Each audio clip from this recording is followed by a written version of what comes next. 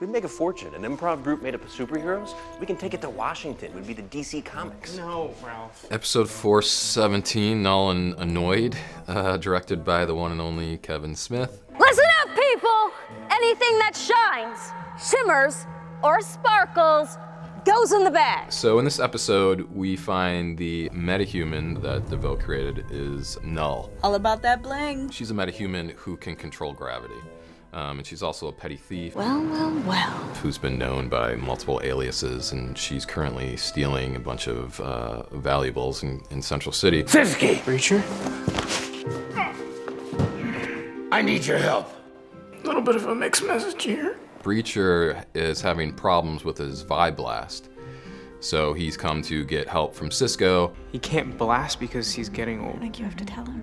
He's probably gonna send a knife flying right through my skull. He might. All right, let's run it again. We gotta make this work. Does he know that? Ralph? Ralph! What? One more time, please. Follow Barry's plan?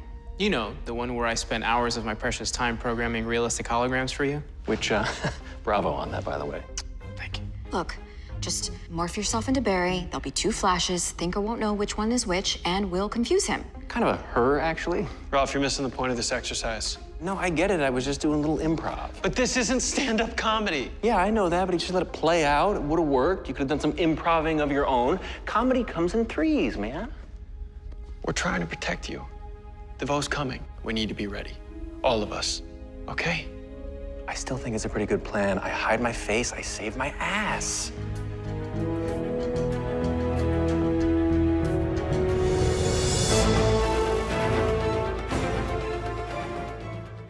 Hey everybody, The Flash is back, and they're dropping all kinds of meta references. Can you believe that they actually shouted out DC Comics on The Flash? Now, obviously the way they used it was a little bit tongue-in-cheek, like DC Comics would be the name of their improv superhero group if they went to Washington, D.C.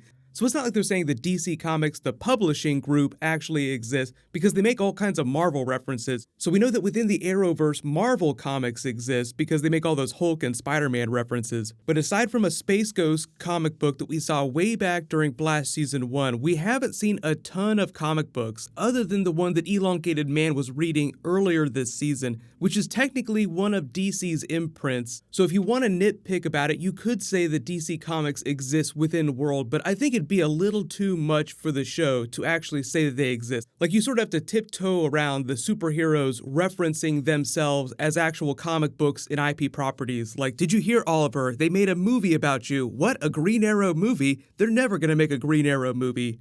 Because of the Legends finale and what they just announced on Arrow, there's like so much stuff happening inside the Arrowverse right now. Obviously, because everything's back, there's a new round of the Flash Ring giveaway. All you have to do to enter that, just be a subscriber and leave a comment on the video. But obviously, like they said in the trailer, the big thing this week is the new meta Null. Remember, there's only a couple of them left. Harrison Wells used the thinking cap to find the other two, so there's still one more after this, but Null's powers are basically gravity manipulation. And the funny thing about this too, like I said that the Legends finale was last night, they took a big swipe at the Hawks, those stupid chicken people. Really great Heatwave line. Losers.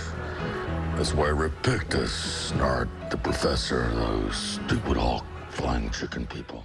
The Null character in the comics debuted during the Hawkworld title.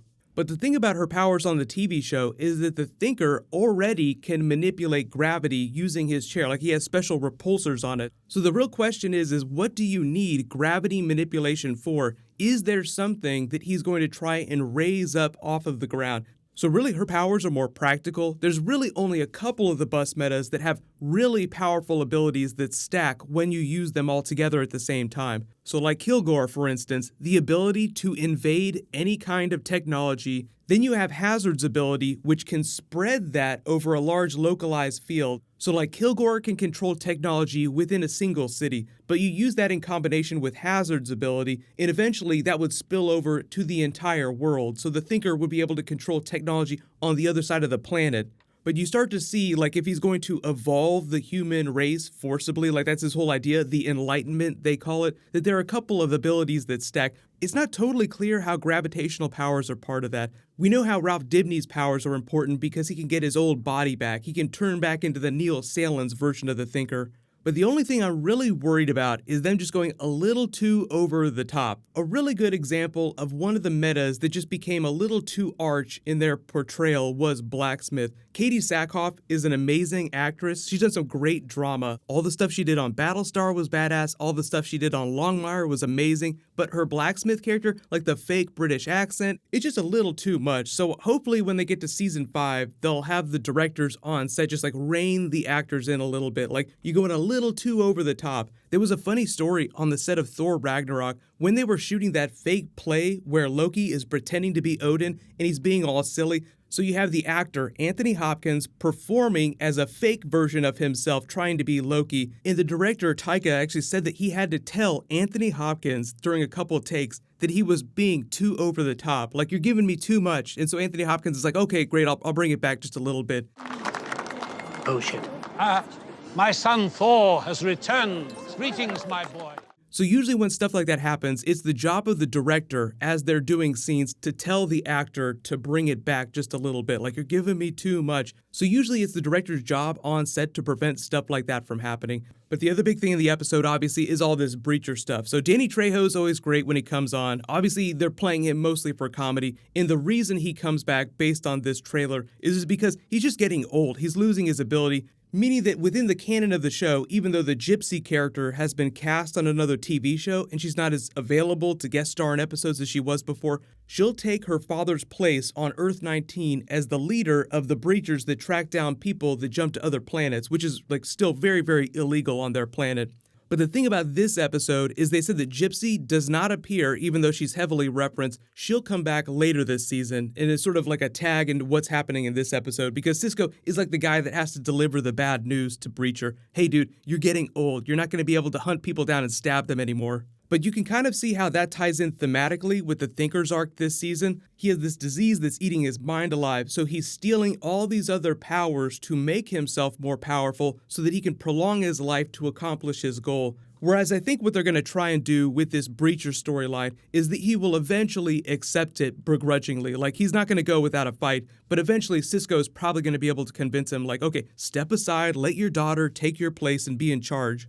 There's only 6 more episodes, including tonight's episode, so we are like right around the corner for finding out what the hell is going on with Coffee Shop Girl 2. So don't be surprised if she has some sort of tag during this episode or next week's episode. We don't know when she's coming back, but we do know that we're going to find out what's going on with her really, really soon. But what'll happen is there's brand new Infinity War, so I'll post that next, then I'll post my Flash episode later tonight. So make sure you have alerts enabled for my channel if you haven't done that. But click here for my Legends of Tomorrow finale video, and click here for brand new Infinity War. Thank you so much for watching. Everybody stay awesome. I'll see you guys tonight.